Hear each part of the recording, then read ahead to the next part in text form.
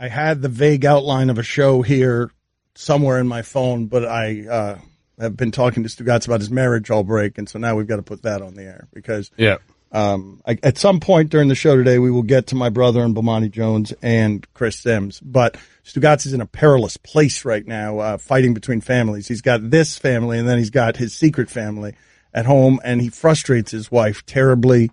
I frustrate this family as well. And so I want to figure something out here. Yes, well, I have never seen Mike as angry with you as he was this week. I was going to ask, which wife are you talking about, Mike or Abby? Right. Well, both of them find you. Both of them find you insufferable, and both of them are now. Well, Abby's winning all the fights, but Abby hitting Mike's cell phone with what the hell is going on here with our vacation. Stugotz is maintaining that he's had in the schedule and the calendar for a long time today and Monday, Tuesday, and Wednesday off. He's the only one around here who seems to have a record of that. Yeah. And I was sitting here in this chair next to him last week when Mike Ryan came in here and said, so we're clear on March and April. You're working every day, correct? And Stugotz said yes. And he just told me now that he thought that Mike was asking him for days after his already planned and agreed to vacation. Like any more days in March, Stu? I thought that's the way. He thought any more days in March. And of course, nobody believes him. And Mike doesn't. Mike believes that all he does is lie at every turn. And so Stugotz is built really, it's crazy. Stugotz has built an empire out of all of his lies, and he's soaring, but he gets mad when nobody believes him about anything. This wasn't last week. This was Tuesday. Right. Well, here's the thing, though, okay? It wasn't last week. You're right. This was 2 days ago. I have done this to myself, okay? I've done it to I don't blame Mike. I don't blame anyone. I certainly don't blame Abby. Okay? Well, first of all, you were blaming Abby last segment. Well, and I will again at some point. And during the break, you were blaming Abby. But for the record, Abby is on a flight with their family toward vacation. Stugotz is sitting, right, there was a gate change. Yeah. Can we get Stugotz out of here? Can we get Stugotz out of here to get with his wife at the gate change? No, it's an international flight, and at this point, no. I'm here, I'm with this family, because this family allows that family to do whatever the hell they want, okay? This family pays the bills. And I needed to be here today. You wanted to be here. Mike wanted me here. Roy wanted me here, I think. Guillermo and Chris, I'm not certain if Allison wanted me here. No, Allison never wants you here. She is the most upset by all of this. And so I'm here, okay? And I will get to Costa Rica right after the show, and I will meet my family. And I'll be a couple hours behind, and that's the deal. No, but what I love, and this is what I love about the factory of lies that Stugotz, what? I want to address the factory of lies real quick. I haven't even gotten to pointing one out what they are. Go ahead and address the factory of lies before I articulate them one after another. What I was going to say is, okay, I have done this to myself. I have earned this. So even when I feel like I'm telling the truth, okay, I can't win. And that's on me. That's not on Mike. That's not on anyone with this show. It's certainly not on my wife. But even when I know I'm telling the truth, I can't win that battle. But here's how you're framing this, though, and this is what you always do after everything has been produced by the factory of lies. You were just matter-of-factly on the radio saying, look, this is what pays the bill. I got to be here. This is what pays the bill. Yeah, and Monday, Tuesday, and Wednesday as well. That pays the bill. You're going to be on vacation. A vacation no one knew you had. Right. A vacation you certainly haven't earned. You're going away Monday, Tuesday, and Wednesday, and you're framing it here as, I'm here, and I'm a hero because of it. And we're going to miss you all of next week. You're not even going to be here going on a vacation no one knew you had except you. Well, I appreciate you missing me. That's very nice of you. I'll be back on Thursday. Thursday, Mike? Friday? You. I don't even have guest co-hosts for next week. I'm in such an impossible spot. Stugotz, what do you think it's like to be married to you? I'm dead serious. Mike, do you know? Is that what it is? Is this what it is? To be married to because it seems like Mike and Abby are equally mad at you right now. You're not pleasing anybody. No, I'm not. This is a tricky situation because usually when Abby's mad at me, Mike's fine. And when Mike's fine with me, it rarely is there a time where both sides are happy with me. Rarely. Can I tell the audience how we ended one phone conversation? Mike. Hold on. Mike. I'm going to need you to lie to Abby for me. I think I said die on the vine. Yeah. When Hold Hold on, because I have this thing where I can see their exact location, so I'll know if she's like in a terminal right now. There's no way she's listening right now. All right, listen to me. Let me check. Hold on. When I walked in today, this is a true story, all right? When I walked in today, Mike and Stugotz were holding each other. They were in an embrace, and Mike has been furious with Stugotz for 2 days, and Stugotz has been just lie after lie in all of our faces. They were holding each other. And as I walked by, I'm like, that's a nice scene.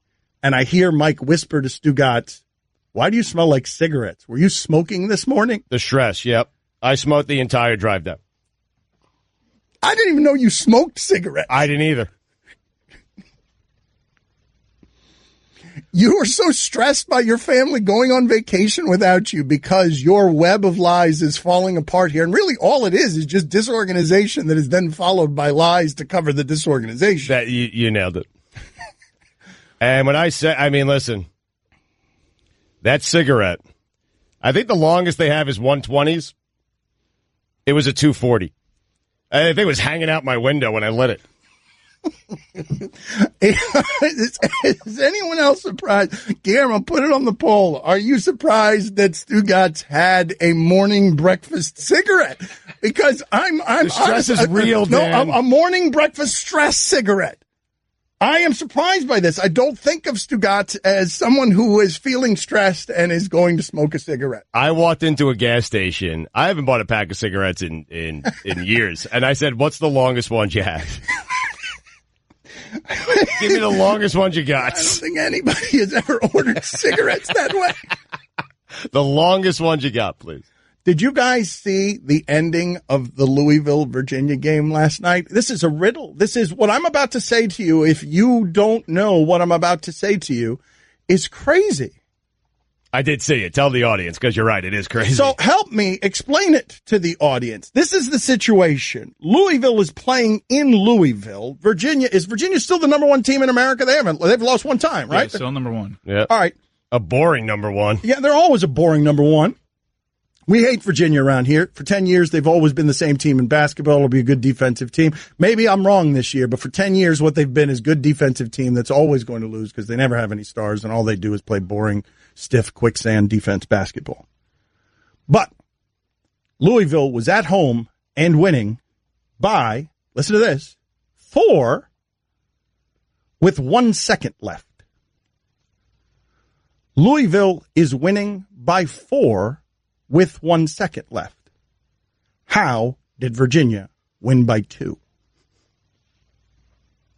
That's a riddle. You don't know. If you have not seen what I'm talking about, you'll be like, how the hell, what? So I saw it and I still don't know. Virginia was down on the road by 4 in a building with 1 second left that was going crazy because they were about to beat the number one team in the land and storm the court. And Virginia won by 2. And the way they won by 2 is it was an insane final second of basketball. You will never, you'll go the rest of your life without seeing 1 second of basketball at the end of a game that looks like that. So help me spackle this, because you got Virginia taking a 3 and making a 3, a contested 3. The game would have been over if that shot is missed. It was a great shot, and now there's 1 second left. And they can't, what's a fine? You got the score wrong. They won by 1, 67-66. Did they win by 1? Yeah. I'm looking at the score right now. Okay. Yeah. That's not a fine, though. That's just wrong. That's just me being old and getting my facts wrong. Right. So they're down 4. Didn't they make 2 threes? All right. Well, you guys explain it to me then. Explain to me what happened at the end of the game. I saw the highlights of the game. I didn't see the game. So I saw the highlights of what happened in the final second. Virginia was bringing the ball up. They shot a 3. They got fouled in the act of shooting the 3. Right, and then they made 2 free throws. Missed the third one on purpose. There was a lane violation. A traveling violation on the baseline. Gave the ball right back to Virginia with no time coming off the clock. And they inbounded the ball. A prayer of a 3 goes in. Virginia's a winner. That's my mistake. They show the referee in the highlights. They show the referee telling the kid on the baseline, hey, you can't walk the baseline. The referee goes out of his way to tell him that Whistle blows. What does the kid do? Starts walking the baseline. Okay, I felt terrible for that kid. Let me retrace the steps again for you, just real quick, because I know I explained that very poorly. They're down by 4 on the road, 1 second left. They're shooting free throws because a questionable foul call sends them to line to shoot 3. A contested 3. The game should have been over. That shot should have just been missed, and the game would have been over. Less than a second. That's a fine. And so the kid goes up to the line, makes the first 2 free throws, misses the third one on purpose, but there's a lane violation on his team that nullifies the free throw. Louisville only needs to inbound. No, there was no lane violation. Oh, my God. There was a lane violation. There was a traveling violation. Yeah, on the baseline. No, this part you guys have wrong. I'm looking at it right now. No, this Stugotz part you agrees. guys have got wrong. Yeah. No, you got it wrong, Dana. What do I have wrong? All of it. ESPN Radio is presented by Progressive's Home Insurance. Get your quote at Progressive.com today. Tune in tomorrow for college basketball action as Kentucky battles Florida and Notre Dame takes on Virginia, presented by Zell. Coverage begins at 11:30 a.m. Eastern on ESPN Radio, ESPNRadio.com, and the ESPN app. So there was a lane violation, so they shot the third free throw again, but they but it didn't mean anything. But Then the there lane was- violation was there. But- Everything else I had wrong, but I was there journalistically with your factually correct lane violation. But you omitted the traveling violation, Right. which happened. The single least interesting thing about the 1 second of that game, I overcomplicated it, made it less fun, and gave you factual inaccuracies, but the lane violation I nailed.